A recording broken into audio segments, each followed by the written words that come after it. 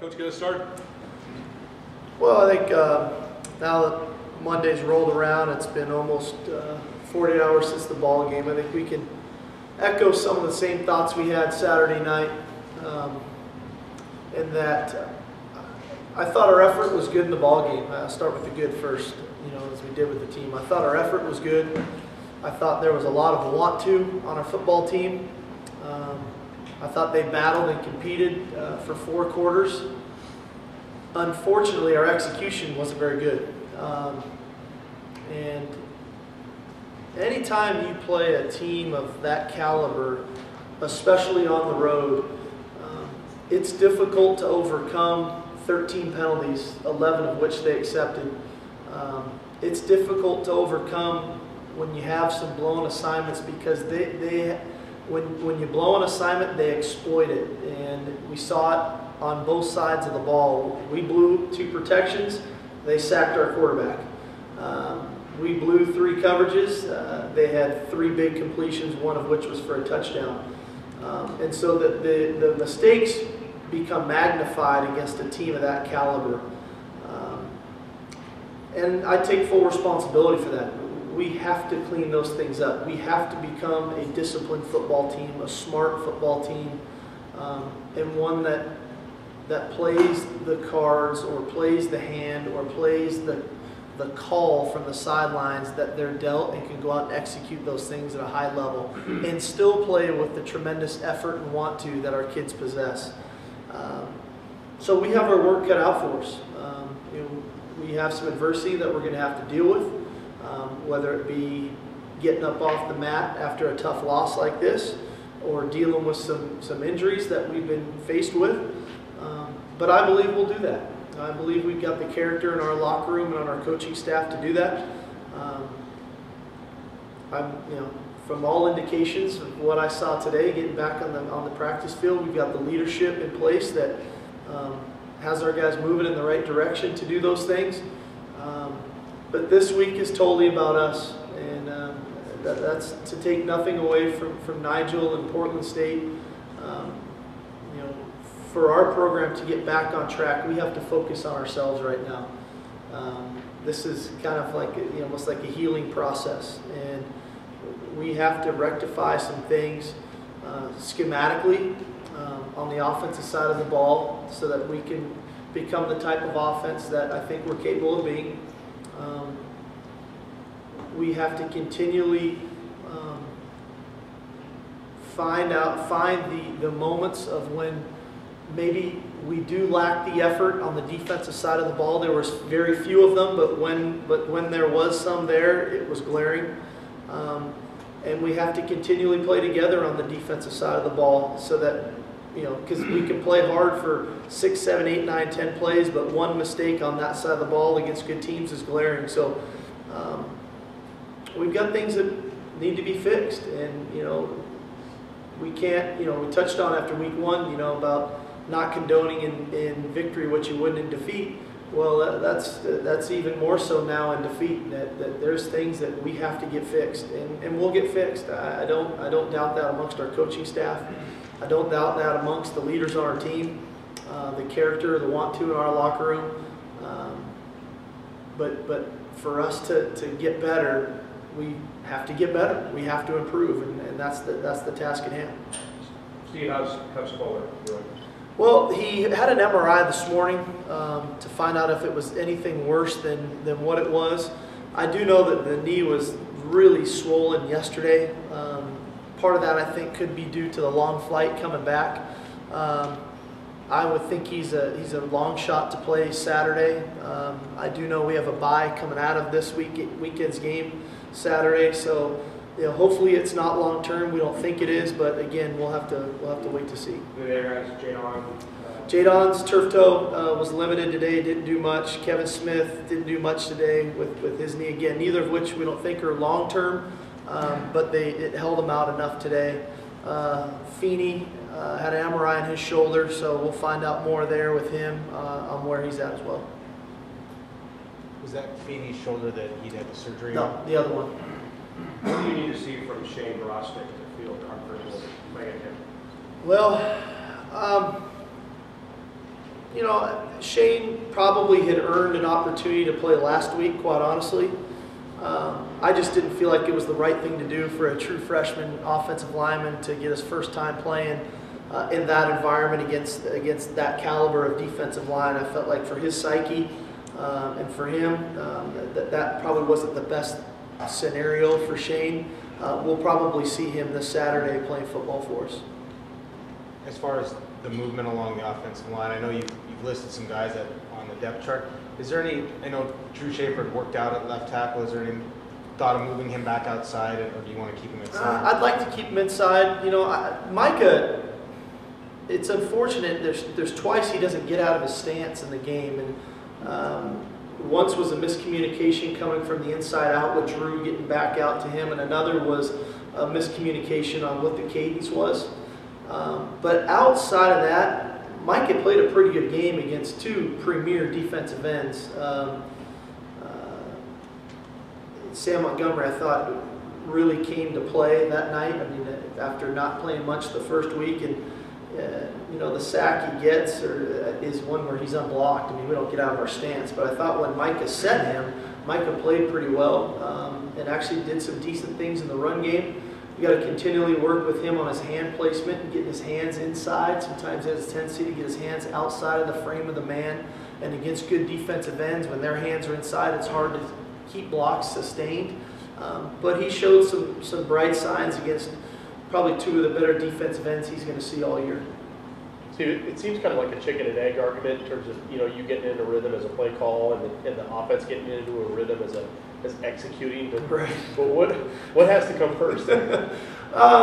Me, you know, I just try to take pride in creating rhythm for our offense and creating rhythm for the quarterback and for the receivers and the backs and finding that nice balance and mix to what we do and keeping teams off balance and you know, so back to the drawing board that way on what the plan will be for this Saturday, and then as we move forward and identifying the guys that how they respond to different types of plays. You know, we had an opportunity there early in the game. I know I talked about this Saturday night to really, I thought, take a hold of the game. We got the turnover and punched the ball in the end zone, you know, and we weren't able to do it. And you know, hindsight's 20/20. You know, maybe throw something to Austin or to Case in there early in the game to guys in that environment who've been in the environment a little bit more. But we liked the calls we had on second and third down. It just didn't work out our way. Do you feel like the running game right now is more an issue with the up front or the backs or everything put together? I think it's a combination of a lot of things. I think that, you know, week one we saw a pretty unorthodox defense with some new faces on the offensive line and lost a back who was going to get probably half of those carries early in the ball game. You go into week two with some changes up front and you go against arguably the best run defense in America. We had a tough time. You know, I think there was more yards there for us that we didn't capitalize on. And so now we go into week three with, again, another change up front on the offensive line. And so we'll have to, you know, what I think we've already talked about as a staff is what are we hanging our hat on this week so that the O-line can play with continuity. They can come off the ball with confidence, aggression, and the backs can understand the blocking schemes really well and run the ball violently, but with a purpose to extend the runs rather than just what they're blocked for. And that's what good backs do. You block runs for 4, 8, 10 yards, whatever they are, and good ones turn them into gains of 20 and 30 and 40. I think we have the backs capable of doing that, but we have to make sure they understand the schemes and how things are going to get blocked so that they can understand where those blocks are coming from to get ready to make those cuts, to create those bigger plays. And that's got to be our focus and purpose this week. When you have games like that, Steve, and they're the A part of that ABC scheduling, does it make you want to revisit the kind of the A part of it? No, it makes me want to puke, quite honestly. You know, that's just how I felt for 48 hours because we're better than that, and that's the part that is so frustrating. You know, because we're a good football team, and I know we probably haven't played to our capabilities here the first 2 weeks of the season, and that's why the goal for Saturday night is to walk out of CenturyLink Field feeling good about ourselves as the preseason comes to an end, as we get ready to go into the regular season of Pac-12 play. And I don't like the feeling I've had here for the last couple weeks, and I won't like it this entire week until we go out and put a product on the field that we all can be proud of. And we haven't been able to do that for 2 weeks. Keith had mentioned that he'd gotten caught up looking for defensive linemen and trying to be self-preservatory and not looking downfield at receivers. How do you fix that to kind of get him away from doing that? I think first, when you do that at quarterback, it can make it hard to play the position. And, Keith's a very bright young man, and for him to recognize it and then ultimately admit it takes a pretty big guy to do those types of things. We'll do some things from a protection standpoint to where he won't have to be as concerned about what's going on up front. And I think, I talked to Keith about this earlier today. He's dealt with adversity before. Obviously last year with the injuries and things that he had to deal with, all of that adversity was from within, so he was focused on himself and ultimately played at a really high level. Right now he's got some adversity that's going on around him, and I think he's trying to fix that adversity and rather than focusing on himself. And so we got to get him to shift his attention to Keith Price, number 17, and what do I need to do all week to get ready to play at a high level on Saturday, and allow myself and the other coaches to fix the things that are going on around him. And I think he understands that. He ironically had one of his most spirited, energized practices today, and it was a Monday. And normally Mondays he's pretty light, but he was into it, he was fired up, and so hopefully that message hit home. Steve, is that a product of him trying to be a bigger leader? I think so, and that's all part of it. And there's a fine line in there, Greg. He wants to do so well for his team, and he wants his team to do so well that he just wants to help in any way that he can. Well, some of that is out of his realm of responsibility, and he can't control if the left tackle doesn't get out of his stance, and he can't control if we have if the running back misunderstands what protection we're in and doesn't block a blitzer off his backside. He can't control that stuff. He's got to control the things that he can control, and by doing so, he'll perform at a higher level. Steve, on Saturday you did talk about penalties and talked about miscommunications. How much during a game week do you kind of go back to the basics to help kind of shore those things up? Well, we do quite a bit. We spend a great deal of time on it. I was disappointed in some of the penalties that we had Saturday night because I don't think that they are indicative of the team that we are. We hit a guy, we punch a guy late after a kickoff return. We block a guy in the back on a punt return. We hit the quarterback in the helmet after an incomplete pass. We took, I think, 2 or 3 delay games. We had a false start. Those were the stuff that I don't think is indicative of who we are. We've been generally pretty good in that area of things that we do. And so we'll address them even more so this week to make sure that we can shore that stuff up. Does Thomas Tutogi, his play Saturday, does he merit more of a look at that? Yeah, I thought Thomas did a really nice job. I thought he wasn't perfect, but that's okay. He played physical. He was able to hold the point for us on some of the inside runs.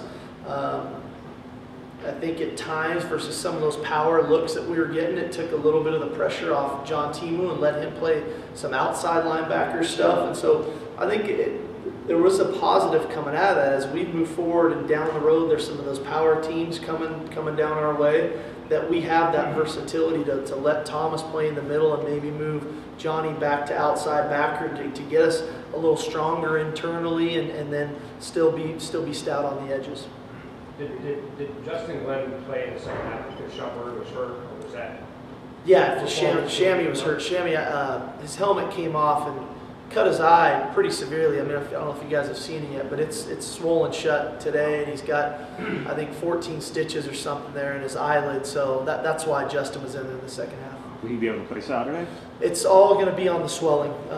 The doctors have assured us when the swelling goes down and his vision isn't impaired because of the swelling, he's good to go. So it's going to be on how his body responds. Steve, you arrived in your first game guys played a good LSU team, one time in SC companies that are really. Saturday, it almost looked like a totally different talent. Has the talent increase been what you expected when you first? I think we have a talented team. I think that they're a talented football team, obviously.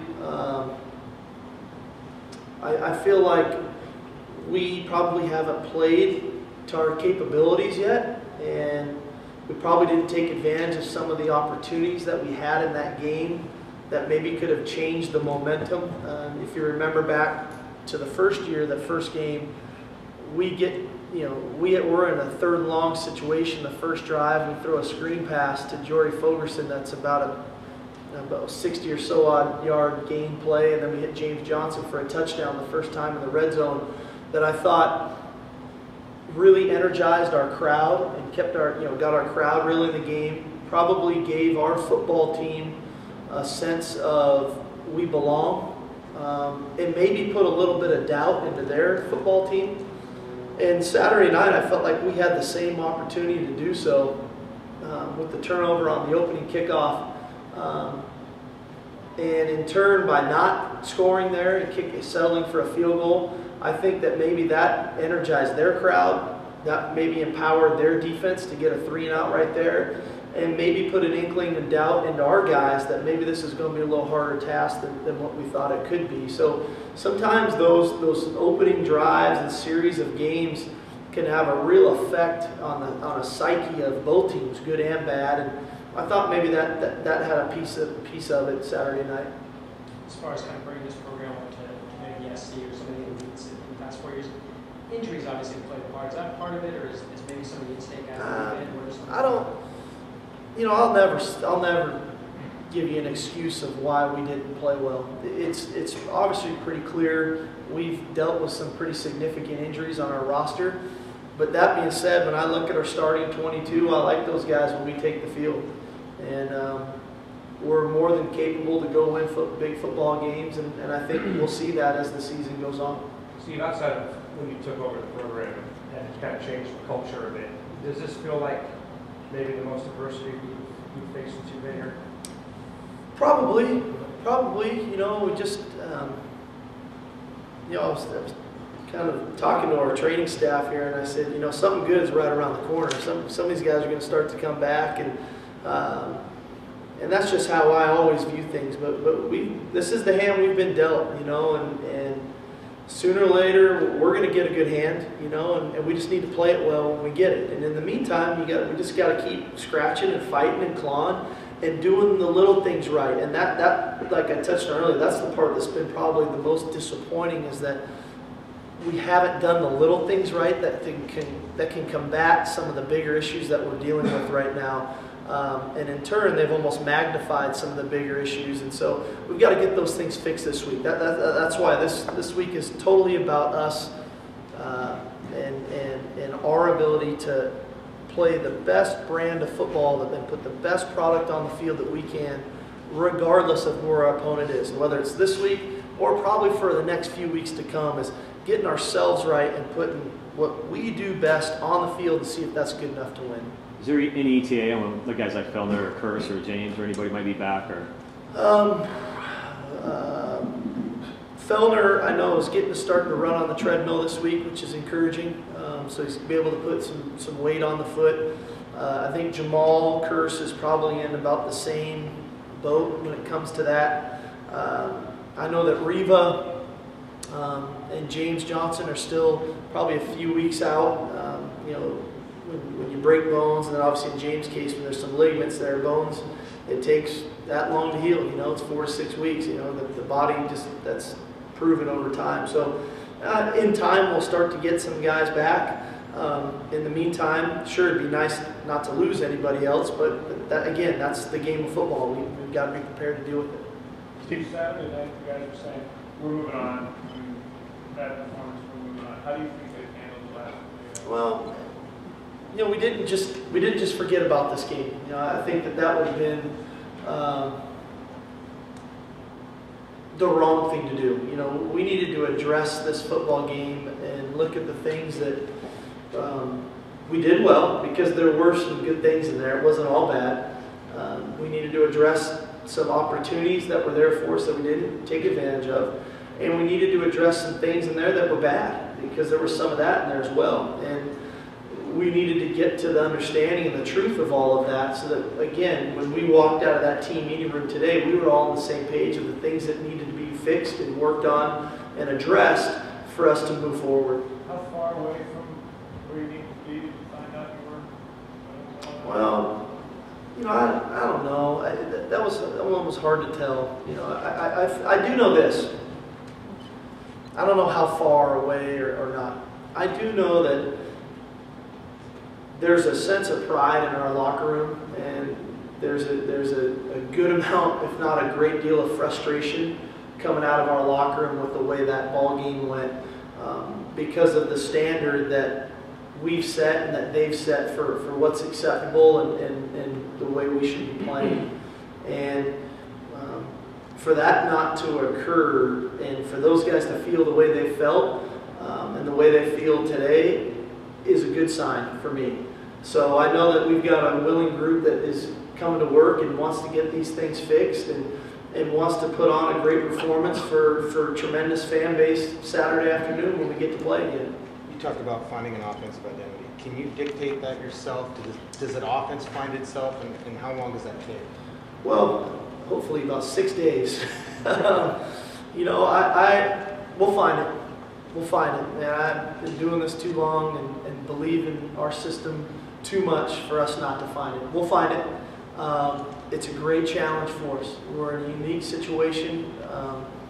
It's a great challenge for us schematically. It's a great challenge for us emotionally. And it's a great challenge for our players to understand what those things are that we need to do and to do well to set our identity, and then run things off of that identity to create some big plays. And we'll get it done. That being said, what did you learn about your running backs and your receivers on Saturday? Well, you know, I think it's easy to say, well, man, why didn't Petty and Eric Wilson get more carries? You know, they ran here great late in the game. Well, you know, I don't know where LSU's fire was late in the game as compared to early. So hopefully Bishop can continually get his confidence going. We'll see more Petty and we'll see more Eric Wilson in that situation. I thought I was very encouraged by Kevin Smith and what he showed. A couple big plays there, one backed up on the fade down our sidelines, another on the slant route down the middle of the field. So I was encouraged by his development as he continues to come back. I think we need to be a bit more creative in ways to get Austin and Kaysen the football, and their willingness to really understand the creativity in that and their ability to move around on the field and doing it right to get the ball. I would have liked to have gotten Jadon and Kendall a few more opportunities to show what they can do, because I think they're talented players, and I've seen them play at a high level. So we need to find a way to get their confidence back to where it was in training camp. And then ultimately is making sure that the rapport with our receivers and backs and with our quarterback is on point. And it can't be, I think he's going to do this, but I'm not sure. They've got to be on point exactly. This is where he's running the route at this depth, and at what point is he turning, and this is where I'm throwing the ball. And I think right now we've got a little bit of hesitation there that has hurt us some, and so we'll get that fixed. That's just a result of losing Jermaine and Devin, guys that have been around for a while. I think it's a little bit of that. I think it's a little bit of, you know, when you just don't make a couple plays, when Jadon just can't hang on to the ball in the end zone, when Kaysen's out of bounds by 2 inches on the go route on their sidelines, when Kaysen gets an offensive pass interference in the first ball game, that maybe you can lose a little. You start to wonder a bit, rather than you make those plays and then there's a sense of confidence and belief in one another. So we just have to get that back, and we'll get that done. Is there any added thoughts you wanted to use Shaq Thompson on offense at all? Or? Sure, there's been thoughts to that. I feel like for our program to really take the necessary strides that need to be taken to become a top-tier football team, especially in our conference, we need to play really good defense. And If that means we have to sacrifice some on offense to do that, that's what we're doing. You know, because we have an opportunity to be a very good defensive football team. We need to help them out a little bit more on offense. And I think we'll only see Shaq continually to grow on the defensive side of the ball. We'll see his playmaking ability come. I mean, he missed a pick six by about 2 inches off his fingertips the other night. That maybe a week from now he catches that ball and returns it for a touchdown, and we're talking about a different game again. So I just don't think it would be fair to him to move him now back over to offense and try to do both. And I don't think it'd be fair to our defense to do that. Steve, you mentioned after the game that he had so much pressure on him that he appeared a little less aggressive, a little more timid. Have you seen that in him? I could probably take a little of that back, you know, after going to look at the film. He took some shots, you know, he threw the ball down the field, and we made a couple plays, and a couple plays we didn't. You know, I thought that, you know, there might have been a ball or two that when he's really going, he'll throw it. But when you're struggling and they're getting pressure on you, that's understandable. So I'd probably take that back some now after looking at the film. From a special team standpoint, how impressed were you by Corey Durkee, 28 times, 300 yards, 2 inside the 20 as a freshman? How impressed were you by him? I like Corey did a nice job. I would say going into the game in general, the special teams side of it was one of the biggest areas of concern. Our coverage units against their return teams. And I thought our guys did a great job. Obviously, the opening kickoff to go down and force the fumble. You know, Corey, one of his best punts of the night is the one we have an illegal formation that is just uncalled for, but he just hammers the ball and pins him down inside the 20 again. And he mishits one. But I thought all in all in that setting with that guy returning and where we were trying to place the ball to allow our guys to cover, I thought Corey did a nice job. And it was good for Coons to make his field goal attempt, especially in that setting. So I think we'll benefit from those two for sure. You got Coach Sarkisian right tackle. This week, how's that going to look? Are you going to give it equal reps? Or Probably a bit too soon to tell. You know, we got to still sort it out. It's still very early in the week, but they'll get a pretty good amount of equal reps there. You know, we've got a couple different scenarios that we can work with. Actually, a few different. And so, you know, part of that's going to tell of how Dexter looks and feels at right tackle. He's been playing a lot on the left. Part of that's going to be the development of Mike at that spot, and if he can kind of take the next step from a physicality standpoint, because he's talented enough to do it, but he's really got to let himself go to play a physical brand of football. There's, you know, we'll see how Brostick does with some more reps there and a toe at right guard. So we've got some versatility we can work with there, but we have to kind of solidify those things here in the next day or so that we know exactly what the plan is come Saturday. Is a toe at guard now? Is he factoring right tackle? I think he's a potential factor out there. Again, we've got to see how we respond tomorrow to some of the things we're going to ask these guys to do. Steve, what does Dexter do really well? What are some areas that he needs to work on? Dexter is kind of what you want in an offensive lineman. He's 6'4", he's 300 pounds now. He's got a real nasty streak to him. He's extremely athletic. He just lacks experience. You know, he hasn't, you know, he's a redshirt freshman, hasn't played a lot within our system. Perfect world, he gets another year to learn the system, but we're in the situation that we're in, so we'll put him in position to be successful. But he has all of the qualities that you want in an offensive lineman. It's just about going and playing now, and so we'll see how fast we can get him up to par out there at right tackle. What about Brostick? What's his? Same. It's in his blood, though. You know, I mean, he's just got it. His dad's been training him since he was in diapers. You know, he's got an old lineman's mentality, and he won't be perfect when he plays, but he'll make up for it with his energy, his passion, his aggressiveness, his finish, which is all of the traits that you want to have in a lineman. Good, everybody. You have two seniors starting on each side of the ball. How difficult is making changes like you're talking about when you are lacking that kind of super fast leadership? Well, I don't think of it as much like that because I think we've got a pretty good amount of junior leadership as well. You know, I think of one guy, two guys that really aren't out there right now that I think could help in the leadership category, and James Johnson and Holy Jamora, because I think those guys have really special leadership qualities. But outside of that, I think that the guys that we have, you know, whether it's Keith Price as a junior or Sean Parker as a junior, to go along with Desmond Trufant, Drew Schaefer, I think we've got enough leadership in place to deal with the adversity we're getting dealt right now, and we'll respond to it. Steve, where does Antavius Sims sit right now with you as far as? He's redshirt. Good. Thanks, everybody. Thanks, guys.